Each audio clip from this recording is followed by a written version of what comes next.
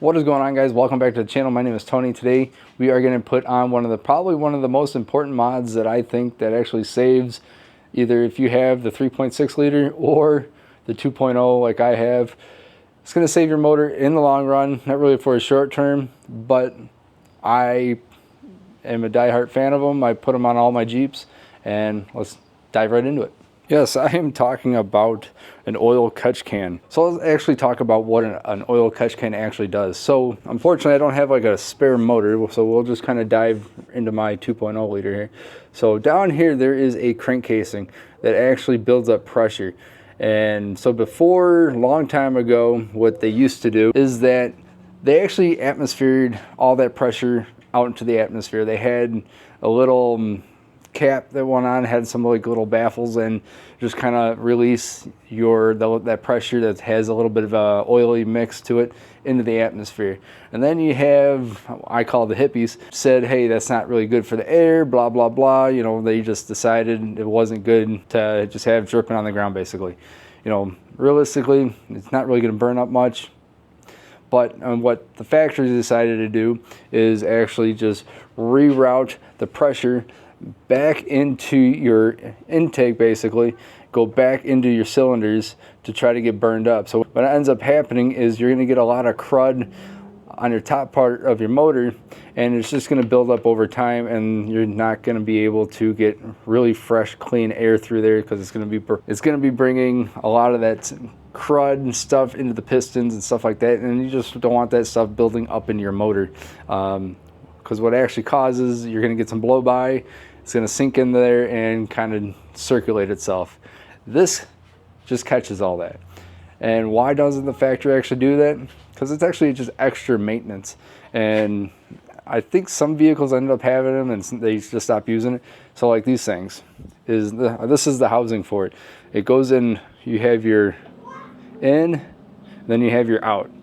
And I actually ordered this quite a while ago to actually do this video and have it on my Jeep, but I've waited like 4.5 months just to get these two parts in, because it didn't come with it, and unfortunately they're on back order.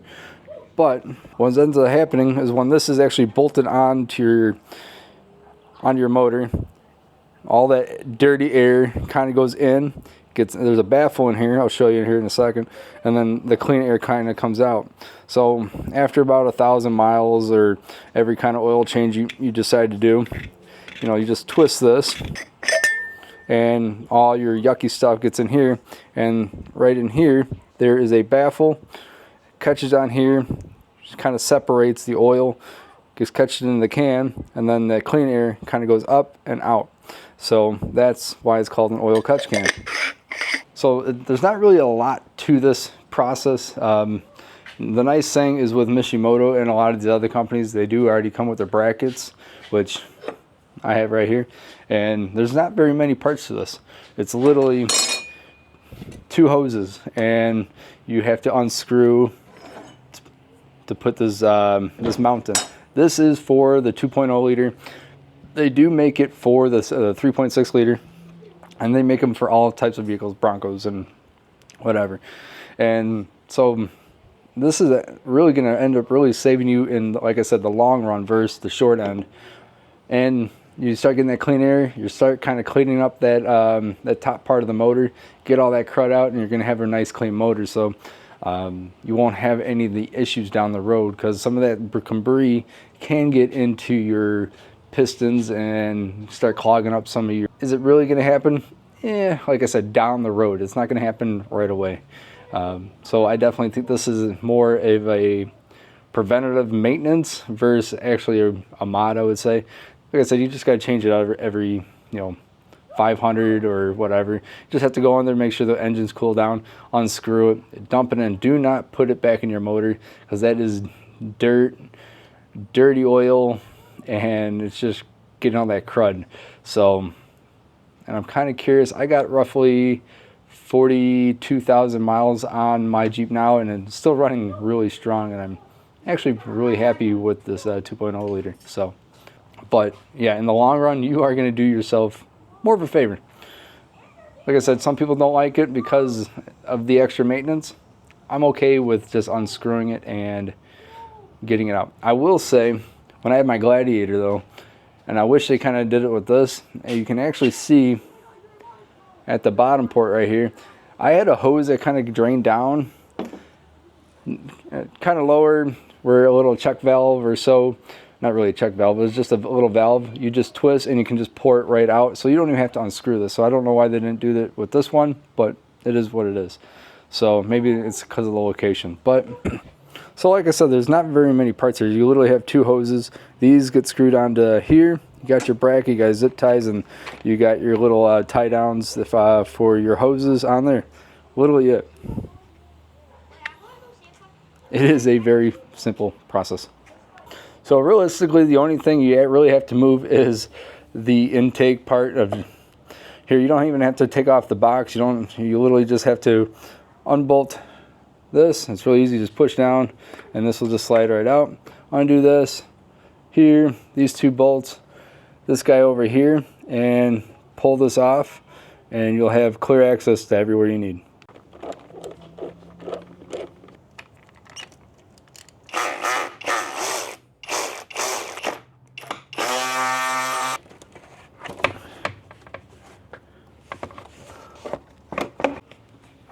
So we are going to remove this, and this is actually where the bracket's going to be sitting on.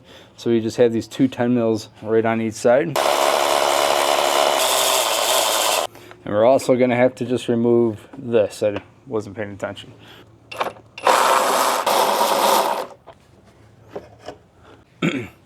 So before we really start disconnecting any hoses, the two bolts that we took off of here, we can actually put our bracket on there. And what this is going to do is just sit right underneath it like so, and get nice and snug. It's nice and tight. So you can kind of see on where this thing is going to be sitting at. It's going to be sitting right underneath it. Nice and easy out of the way. Like I said, the only downside, I really kind of wish what they would have done was have that hose where you can kind of route it through, but I can see that why they didn't put one on, because it's kind of right here with the fan and the pulleys and everything else. So I can see why they didn't do that. Because like on the Gladiator, of course I had the 3.6 motor. I actually had it was like kind of in this little corner over here where you just kind of ran this line down in through the fender well, and then you can just turn the valve, it'll just leak straight down, which that to me was done really nice to just do it that way, but it is what it is. So the only hose that we really have to disconnect is this one right here. It's kind of, you just push down and then pull. There you go. All right, so we got that off there. And then with this one being connected, you just have to pinch this one. It's kind of hard to really see it, and then all you do is just pull. So like I said, it's kind of hard to get a good picture of it, but all you have to do is just pinch this and then pull. And this is what I was meaning by what we're trying not to get. This one's actually pretty clean, but you can actually see how my finger is a little on the oily side, and you can actually kind of, there's some oil right there if it would zoom in. So definitely see some blow by, and I know it's gonna be hard to see in there, but there is some oil. This is what actually will get sucked into the motor.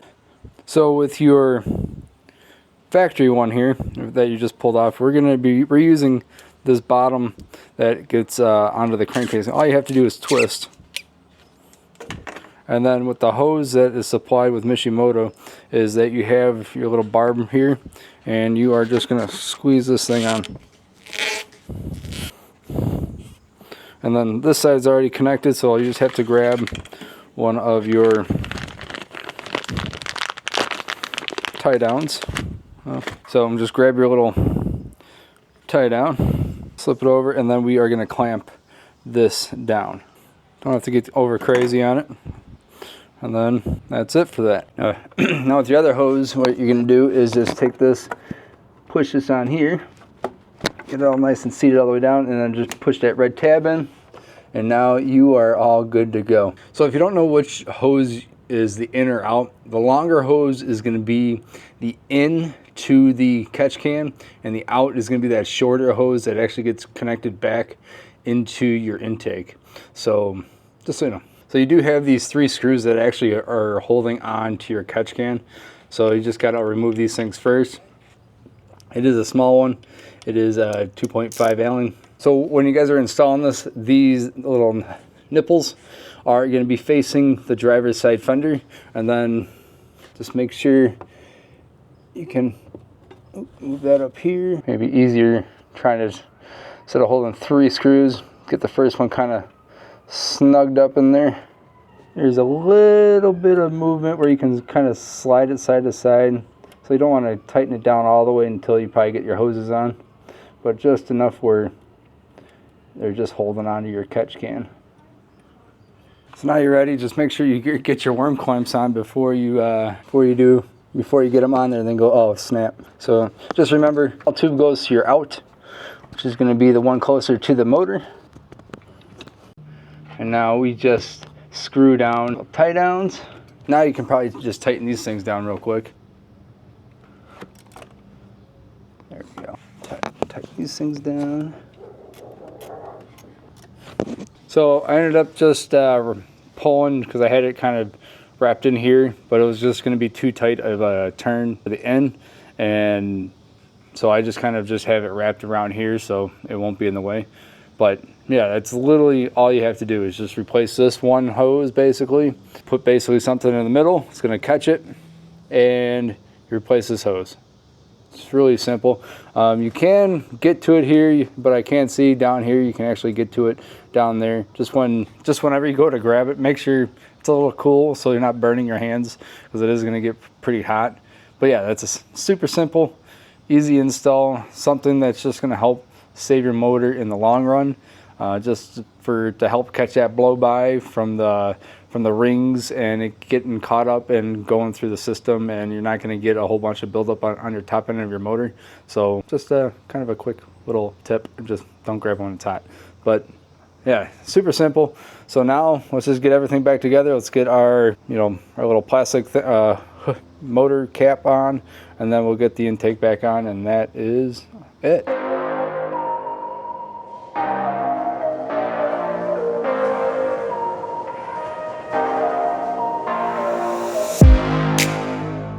Now the only other thing you don't want to forget to do is just plug this in.